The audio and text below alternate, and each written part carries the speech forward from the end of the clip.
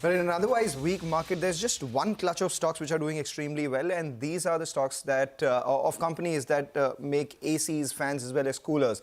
One such is Symphony. In fact, not only is it higher today, this week it's up around 7.5%. This month itself, it's up around 18% odd. So Symphony has been doing well. Why is that? Because you don't need us to tell you, that there are intense heat waves. The fears of more, temperature rises has actually led to brisk buying in stocks of air conditioner and cooler manufacturers. The Met Department, we had them here yesterday. They spoke with us and they said that the temperatures are likely to remain above normal in central and western India for the next 4 days. So to discuss this and the demand trends, we are now joined by Nrupesh Shah, who's the Executive Director of Corporate Affairs at Symphony. Thanks a lot, Mr. Shah, for joining in. You know, the third quarter for you was extremely good because of off-season sales. And now as we speak, even at the start of the season or just before the season kicks in, the heat wave has been rather intense. Can you give us a sense of how demand has been over the last 2 weeks for you? How, people piling on inventory in the channel, how have secondary sales been for you? Thanks for having me. So not only for last 2 weeks, but otherwise, as we have mentioned earlier, there has been excellent traction and demand. And particularly, it seems there is early onset of summer in many parts of the country, and that is further boosting up the demand. And in some parts, even secondary sales, that is the consumer sales, has already begun, which normally otherwise begins from end February or middle of March. Okay. Mr. Shah, can you quantify the offtake that you've probably seen in the past 2 weeks simply because of this aberration of a heat wave that we've seen? We're just trying to understand the spot in volumes that you might have seen. That's very difficult to quantify because normally what happens across the trade channels, even otherwise, before summer, they do buy in large quantity. Of course, what we are witnessing, whether it is e-commerce, whether it is large format stores, whether it is RCS, whether it is general trade, etc., all of them are probably preponing the demand. To what extent they are preponing the demand, we are not sure, but there seems to be quite decent traction and demand. Okay, so decent traction in the domestic business, and that is something that could support quarter 4 numbers as well. Mr. Shah, last time you had told us that while the domestic business is doing well, international business is seeing a lot of pressure. Has that continued, because quarter 4 FY22 was aided by US sales? What are the trends that you're seeing right now in this quarter and the coming quarter as well? Do you expect it to revive? So there is status quo in that respect as far as domestic demand across the products, across the verticals, across the channels. It's doing very well and likely to continue very well.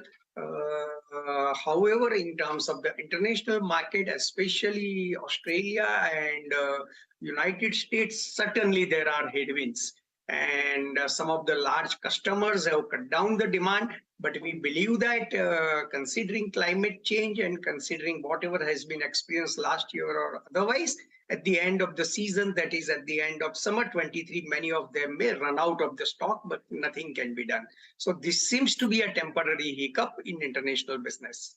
All right. So we presume that, after this temporary hiccup, things will, resume on their firm footing in the international business as well. But let's come back home. Mr. Shah, if you could give us some more color on the demand in Q4 typically. Last quarter, you did domestic sales of almost 200 crores. What are you likely to end Q4 with? If you could give us a broad range. And at the same time, if you could also explain to us how pre-buying works for summer season. I mean, yes, everyone would be stocking up their channels, etc. But if secondary sales, like you said, have picked up, then could you see further orders coming in from all your dealer channels? Yeah, normally that is what it is expected to follow. And as there has been early pickup, not only in current quarter, but in next quarter also, there can be a positive spillover effect. As far as the performance in current quarter in domestic market is concerned, of course, YOY, in fact, our March 22 quarter was also exceptionally good. But on that, as well as on Q2Q, we are and we have targeted decent growth. Quantify decent? Could you tell us what decent is according to you, Mr. Shah? Still about 6 weeks to go, and a lot happens during the weather, and we don't give, and we haven't ever given any specific forecast in terms of the value or percentage. But we do have ambitious target for the March quarter as well as for June quarter. Okay. Mr. Shah, for the US business, have all of your clients cut back? And do you expect a further scale back? The reason I ask is that, we had the US markets down overnight. People are anticipating that the Fed is going to continue hiking rates. So do you expect further pressure from your clients? You already mentioned that companies or clients such as Home Depot have cut back their orders. Do you expect further increase of cutting back of orders in the US? And for the domestic market, are you in a place or a position to take price hikes simply because of the demand that you're seeing? So we don't expect now any further change in international demand, because for summer of 23, almost 70% of the confirmed orders have been already supplied and billed, and remaining 30% will be supplied and billed, and they are confirmed orders, and we don't anticipate any change in current quarter. So I think that stands as it is.